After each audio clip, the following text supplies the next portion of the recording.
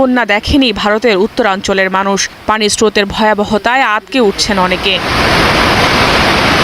কয়েকদিনের ভারী বৃষ্টিবহ আকার ধারণ করছে রাজ্যগুলোর প্রতিটি শহর ও গ্রামে।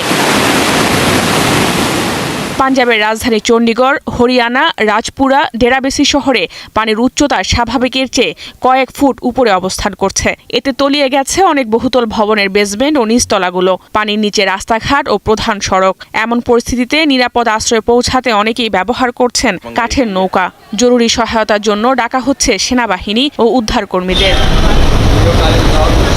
যমুনা নদীর পানি বইছে বিপদসীমার উপর দিয়ে। দিল্লির নিকটবর্তী পুরানো ব্রিজ পয়েন্টে রেকর্ড 206 মিটার ছাড়িয়ে গেছে পানির উচ্চতা। পানির তোরে তলিয়ে যাচ্ছে আশপাশের গ্রাম, যানবাহন ও বড় বড় স্থাপনা। বাদ যাচ্ছে না শিক্ষা প্রতিষ্ঠান ও ধর্মীয় প্রতিষ্ঠানও।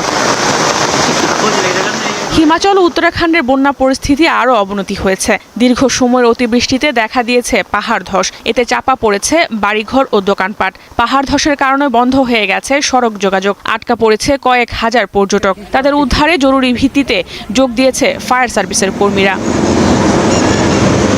যমুনা নদীর পানি বাড়ায় দেশটির রাজধানী দিল্লি পানিতে তলিয়ে যাওয়ার শঙ্কা রয়েছে।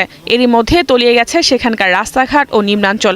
এমন পরিস্থিতিতে সবচেয়ে দুর্ভোগে নিম্ন আয়ের মানুষরা। অনেকে এরই মধ্যে বাধ্য হয়েছে বাড়িঘর ছেড়ে রাস্তায় আশ্রয় নিতে।